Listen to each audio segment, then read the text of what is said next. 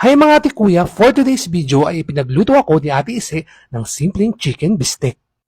Napaka-basic lang nito gawin. Pinagsama-sama niya lang sa isang bowl ang mga kalamansi, toyo, paminta at siken. Mga 30 minutes na pagbabad lang, pwede na. Pakatapos, magpapainit lang siya ng kawali. Lalagyan ng mantika syempre. Tapos, ipiprito na natin ang mga chicken bistek. Half cook lang. Pero bago ang lahat, shoutout nga pala kay Mars Rock Jalad. Salamat sa pagsuporta at more blessings din sa'yo, Lodi. Sa mga gusto magpa-shoutout dyan ha, mag-message or comment lang kayo sa mga video ko at isa-shoutout ko kayo sa next video natin. So ayun, pagkatapos nga pala iprito ng mga sikin natin ng half cook, ay igigisa naman niya ang bawang at sibuyas. Kung mapapansin nyo pala mga ate kuya, may itim dyan sa pinagpiprituhan natin. Huwag kayong mag-alala, yan lang yung asukal na parang nasunog habang piniprito natin kanina yung sikin. Hindi yan maglalasang sunog ha, don't you worry. So nasa na ba tayo? Pagkatapos niyang igisa yung bawang at sibuyas, nilagay niya na rin yung chicken at ginisa niya na rin. Pagkatapos, nilagay niya na rin yung pinagbabaran at nilagyan nga rin pa nito ng asukal ha. Hindi lang pinakita sa video kasi may mga bagay sa buhay na hindi mo na kailangan ipakita na ginawa mo. Iparamdam mo lang, sapat na. So tama na yan, tara, kain na na!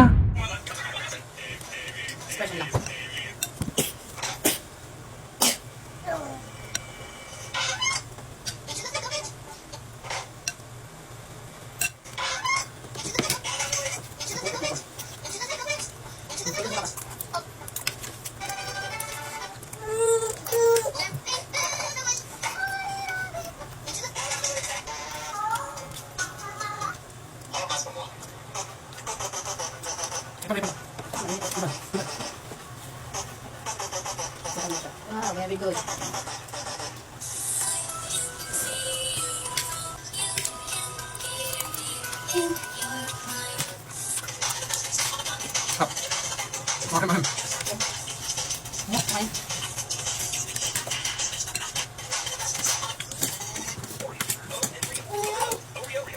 Ito guys,